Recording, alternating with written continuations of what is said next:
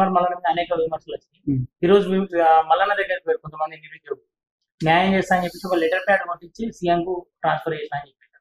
అంటే ఇప్పుడన్నా న్యాయం జరుగుతా అనుకుంటున్నా?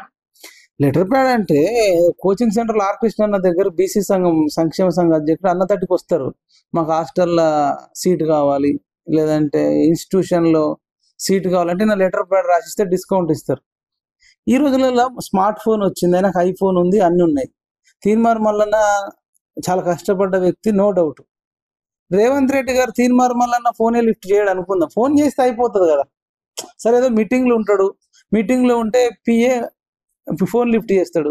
డిఎస్సి ఆస్పిరెంట్లు నా దగ్గరకు వచ్చినారు చాలామంది, నాకు వీళ్ళు చెప్పేది న్యాయం అనిపిస్తుంది కాబట్టి సీఎం గారిది పలానా మీటింగ్ అయిపోగానే నాకు ఒక్కసారి చెప్పండి నేనే ఫోన్ చేస్తా అని పిఏకి చెప్తే పిఏ లిఫ్ట్ ఒక అర్ధ గంటకో గంటకో 2 గంటలకో 3 గంటలకో 4 గంటలకో సాయంత్రానికో రిటర్న్ కాల్ చేస్తాడు. చేసిన తర్వాత ఏంటి చెప్పు మల్లన్న అంటాడు. మల్లన్న అంటే నేను సార్ మీరు టైం ఇవ్వాలా నిరుద్యోగుల కోసం, ఎందుకంటే మీరే అన్నారు 30 లక్షల మంది నిరుద్యోగులు కలిస్తేనే ఇలా కాంగ్రెస్ పార్టీ ఏర్పడ్డదని చెప్పారు, మరి కేటీఆర్ ఏమో యూట్యూబ్ ఛానల్ అంటుండు, మీరేమో నిరుద్యోగులు అంటారు. ఇక్కడ మనం ఏం చెప్తున్నాం అంటే యూట్యూబ్ ప్లస్ నిరుద్యోగులు ఈ రెండింటి కలిపి వల్లనే కాంగ్రెస్ ప్రభుత్వం వచ్చింది. వచ్చినప్పుడు మరి మనకే నిరుద్యోగుల కోసం 30 లక్షల మంది జీవితాలకు సంబంధించిన అంశం మీద తీన్మార్ మల్లన్నకు 30 నిమిషాలు ఒకవేళ సీఎం రేవంత్ రెడ్డి టైం ఇవ్వకపోతే అంటే ఇక బతికుండి అంటే బతికుండి అంటున్నా ఆ పదవి ఉండి అసలు లేని కిందికి అయిపోతుంది. అది తీన్మార్ మల్లన్న అవమానించినట్టు అవుతుంది. లెటర్ రాయడం అంటే గతంలో లెటర్లు రాసేది, పోయి తీసుకుపోయి ఇచ్చేది, చూసేది. కానీ ఇప్పుడు బోడుప్పల్ నుంచి జూబ్లీహిల్స్ పెద్దమ్మ గుడి కాడికి 20 నిమిషాలు లేదంటే 30 నిమిషాలు. ఆయన కారు కూడా ఉంది, కారుకు డ్రైవర్ ఉన్నాడు, లోపల పెట్రోల్ కూడా ఉంది. ప్రాబ్లం ఏంది? పోనీ నేను పోగానే మరి ఫ్లైట్ ఎక్కి ఢిల్లీకి పోతుండా, ఇప్పుడు ఇప్పటికే 17 సార్లు ఢిల్లీకి పోయిండు అంటారు. ఒకవేళ 2-3 రోజులు అక్కడనే ఉన్నా మల్లన్న కూడా ఫ్లైట్ టికెట్ కూడా డబ్బులు ఉన్నాయి, ఎందుకంటే ఆయన ₹1 కోటి ఆస్తే గవర్నమెంట్కి రాసిచ్చిండు. మరి అట్లాంటిది శంషాబాద్కి వెళ్ళి చిన్న ఇప్పుడు దీనికి ఏమన్నా అంత ఏముండదు, మనం ఎమర్జెన్సీలో కూడా బుక్ చేసుకొని కూడా వెళ్ళి ఒకవేళ ఢిల్లీలో ఉంటే మరి మీకు తెలవాలి. ఇప్పుడు సీఎం ఢిల్లీలో ఉన్నాడా హైదరాబాద్లో ఉన్నాడా? మీరు చెప్పండి. ఢిల్లీలో ఉన్నాడా హైదరాబాద్ ఉన్నాడా సీఎం? అంటే ఢిల్లీలో ఉన్నాడు హైదరాబాద్ ఉన్నాడా కూడా కన్ఫ్యూజన్ ఉంది, ఎందుకంటే ఎప్పుడు ఎక్కడ ఉంటాడో తెలియదు. 17 సార్లు అంటే అందరికింత డౌట్, 17 సార్లు 6 నెలల్లో పోయిన సీఎం ఎవరు లేరు. ఒకవేళ ఢిల్లీలో ఉన్నా ఒకవేళ అక్కడనే 2-3 రోజులు ఉండే పరిస్థితి ఉందనుకుందాం, సీఎం గారు ఇమీడియట్ గా తీన్మార్ మల్లన్న ఫ్లైట్ బుక్ చేసుకొని వెళ్ళి కన్విన్స్ చేసి ఒప్పిస్తేనే ఆయనకు విలువ ఉంటది.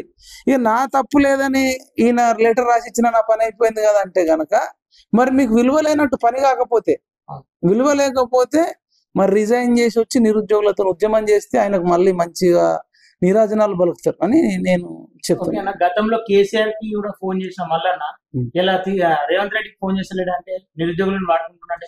అవును, మరి ఇప్పుడు ప్రతిపక్షంలో కేసీఆర్ ఉన్నాడు, ఆయన అరవీర భయంకరుడు అని అప్పుడు అందరికి తెలుసు. ఆయన ఫోన్ లిఫ్ట్ చేయడం తెలుసు, ఆయన ఫోన్ చేసినావు లిఫ్ట్ చేయలేడని చెప్పినావు.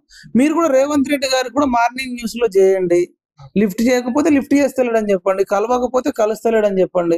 కానీ మల్లన్న నుంచి ఎక్స్పెక్ట్ చేస్తారు నిరుద్యోగులు. అయితే నేను గ్రౌండ్ లోకి వెళ్ళినప్పుడు నేను ఎక్స్పెక్ట్ చేస్తలేను, ఆయన మాట్లాడితే మాట్లాడుకొని లేకపోతే నాకు సంబంధం లేదు. నిరుద్యోగులు అయితే గ్రౌండ్ లోకి వెళ్ళినప్పుడు తీన్మార్ మల్లన్న మాకు 1 నెల రోజులు మీరు పుస్తకాలు పక్కకు పెట్టండి, నిరుద్యోగులంతా గ్రామాలలోకి వెళ్ళండి, మీరు నెల రోజులు కష్టపడితే మీరు అనుకున్నవన్నీ కూడా మేము నెరవేరుస్తాం అని చెప్పి మల్లన్న కూడా మార్నింగ్ న్యూస్ లో ఒకసారి కాదు 10 సార్లు అనౌన్స్ చేసిండు. కాబట్టి బాధ్యత తీసుకోవాల్సిందిగా మేము తీన్మార్ మల్లన్నని విజ్ఞప్తి చేస్తాం. ఇప్పుడు నెల రోజుల నుంచి స్టూడెంట్స్ కొట్లాడితేనే ఈ రోజు కూడా జీవో నెంబర్ 55 ప్రకారం 1:50 ఇస్తాం, 1:100 సాధ్యం కాదు అని చెప్తున్నారు. మరి అంటే ఈ రకంగా చూసుకుంటే మళ్ళీ రేపు మళ్ళీ వీళ్ళు ధర్నా అంటున్నారు, బంద్లు అంటున్నారు. అసలు వీళ్ళు అనుకున్న డిమాండ్స్ నెరవేరుతాయా? అసలు ప్రభుత్వం స్పందిస్తుంటారు? అంటే వాళ్ళైతే స్పందించాలన్నా వద్దా అనే డౌట్ లో ఉన్నాడు. ఏ ప్రభుత్వం అయినా ఎప్పుడు స్పందిస్తుంది అంటే బాగా సెగ తగలాలి, సెగ తగిలితే ఖచ్చితంగా ఇప్పుడు ఏది చేయొద్దనే ఫీల్ అవుతారు. కానీ వీళ్ళు సెగ ఇప్పుడు రేపు మరి 5,000 మందా 10,000 మందా పోయిర్రు అనుకో, అది పెద్ద ప్రపంచానికి తెలిసిపోతుంది. అటు సోనియా గాంధీ, రాహుల్ గాంధీకి హిందీ పేపర్లో, ఇంగ్లీష్ పేపర్లో, యూట్యూబ్ ఛానళ్లలో, ఎక్కడికక్కడ ట్విట్టర్లో, ఇన్స్టాలో డింగాన్ అవుతుంది. వీళ్ళని వదిలేస్తే అనుకోవచ్చు, చేస్తే మాకు 5 ఏళ్ళ గవర్నమెంట్ ఉంటుంది అంటే అనుకోవచ్చు. కానీ వీళ్ళందరూ తలుసుకున్నారు అనుకో, ఊరు పోయి తిరిగిర్రు అనుకో, వాళ్ళు ఇంకొకటి ఏమంటారు అంటే, ఒకవేళ ఈయన చేయకపోతే, మాకు జాబ్ ఇవ్వకపోతే, జాబులు పెంచకపోతే, పోస్ట్ పోన్ చేయకపోతే సీఎం రేవంత్ రెడ్డికి ఆ జాబ్ ఎందుకు ఉండాలి? మేము డైరెక్ట్ జంతర్ మంతర్కి వెళ్ళి రాహుల్ గాంధీని, సోనియా గాంధీని కలిసి ఈయన సీఎం పదవి నుంచి తీసేయండి, నిరుద్యోగులకు సాయం చేయనోడు ఈ పదవిలో ఉన్నా ఒకటే లేకున్నా ఒకటే అని అడుగుతామని వీళ్ళు అంటున్నారు. వాళ్ళు ఒకవేళ ఆ డిమాండ్కి వెళ్తే మేము కూడా వెళ్తాం. సీఎం రేవంత్ రెడ్డి గారికి విద్యాశాఖ మంత్రి ఉందండి, హోంశాఖ మంత్రి ఉంది, మున్సిపల్ శాఖ మంత్రి ఉంది, ఎస్సీ ఎస్టీ శాఖ మంత్రి, ఒక్కోడికి 5 జాబులు ఉన్నాయి. మరి మాకు ఒక్క జాబ్ ఇవ్వవా అని అడుగుతున్నారు. తప్పేముందన్న, ఖాళీలు ఉన్నాయే, నువ్వు వెయ్యు, అవి వచ్చిందే మాకు వస్తుంది. ఇవే 4 జాబులు ఇప్పుడు మన డిఎల్ గురుకులలో డిఎల్ వచ్చింది, జేఎల్ వచ్చింది, పీజీటీ వచ్చిన వాళ్ళు కూడా రెండింటికి రిజైన్ చేసి ఒక జాబ్కి పోతురు. కానీ ఈయనకు మాత్రం 5 జాబులు, 4-5 జాబులు ఉన్నాయి. ఇది ఎక్కడనో మరి నాకైతే అర్థం కావట్లేదు. అదే రేవంత్ రెడ్డి గారు, మీరు విద్యాశాఖ మంత్రిని తొందరగా నియమించి ఆ విద్యాశాఖ మంత్రి వీళ్ళు చూసుకుంటారు. నువ్వు అన్ని ఆగడబడ్డట్టు, అన్ని అంత దురాశ ఎందుకు నీకు, అన్ని కోరికలు ఎందుకు? అప్పుడు మనం కుటుంబ పాలన, కవితకు పదవి అన్నాము, కేటీఆర్కు పదవి, కొడుకు అన్నాము, అల్లుడికి పదవి అన్నాము, సడ్డకుడు కొడుకు పదవి అన్నాము, ఆయనకు పదవి, ఒకటే ఇంట్లో 5 పదవులు అన్నాం. మరి నీకు ఒక్కోడికి 5 పదవులు ఉన్నాయి కదా అని నిరుద్యోగులు అడుగుతున్నారు. సమాజం అంతా గమనిస్తుంది. ఆయన అవన్నీ పదవులు తీసేసి ఒక్క ముఖ్యమంత్రి ఉంచుకోవాలి. వీళ్ళు నిజంగానే చెప్తున్నాండి. నేను ఏమంటున్నానంటే, వీళ్ళన్ని డిమాండ్లు నెరవేర్చని నేను గుడ్డిగా మాట్లాడాను. పిఎంఆర్ టీవీ ఛానల్ నుంచి కానీ, తెలంగాణ నిరుద్యోగ రక్షణ జేఏసీ నుంచి కానీ రేవంత్ రెడ్డికి ఏం చెప్తున్నామంటే, చర్చలు జరపాలా. ఫస్ట్ ఆఫ్ ఆల్ బాధితులకు రెస్పెక్ట్ ఇవ్వాలి.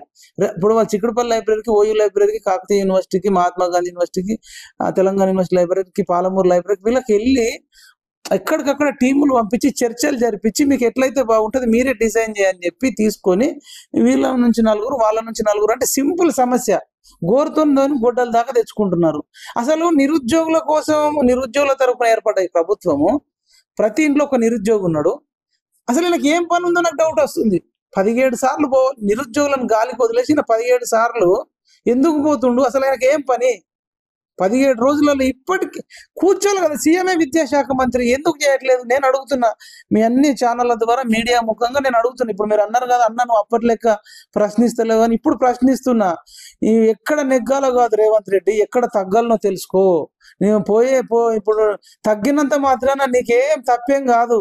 నిరుద్యోగులు నిన్ను మళ్ళీ లవ్ చేస్తారు. తెలంగాణ పులి బిడ్డ మరవబోదు ఈ గడ్డ అన్నావు, కానీ తెలంగాణ పులిబిడ్డను మరవబోతుంది ఈ గడ్డ. నిరుద్యోగులు మరవబోతున్నారు. అది నీకు అర్థమైతలేదు. కావాలంటే నువ్వు ఇంటెలిజెన్స్ తెప్పించుకో. ఇంటర్నల్ గా మీడియా ఛానళ్ళ ద్వారా, నీకు తెలిసిన వాళ్ళ ద్వారా రేవంత్ రెడ్డి గురించి నిరుద్యోగులు ప్రస్తుతం ఏమనుకుంటున్నారు నువ్వు గ్రౌండ్కి వెళ్ళి తెలుసుకో. 99% తిట్టుకుంటున్నారు. అది నీకు కూడా ప్రమాదమే. నువ్వు 10 ఏళ్ళు ముఖ్యమంత్రి చేయాలనుకుంటున్నావు కదా. నిరుద్యోగుల ఓట్లు లేకుండా, నిరుద్యోగుల అవసరం లేకుండా 10 ఏళ్ళు ఎట్లా ఉంటావు? అసలు నీకు వేరే ఏం పని ఉంది? అమెరికన్ ప్రెసిడెంట్ కూడా అట్లా ఫీల్ కాడు, ఆ రేంజ్ లో ఫీల్ అవుతున్నట్ల. ఏందా ఫీలింగు? ఆ తప్పు. ఇది చాలా దారుణం. నీ బిహేవియర్ తోనే సగం చచ్చిపోతున్నారు. ఇప్పటిదాకా చర్చలు జరపకపోవడం ఏది? మేమైతే దీన్ని తీవ్రంగా ఖండిస్తున్నాం. ఖచ్చితంగా రేవంత్ రెడ్డి గారు మారాలి. మారకపోతే కేసీఆర్ అడుగు, కేసీఆర్ జాబే తీసేసిర్రు.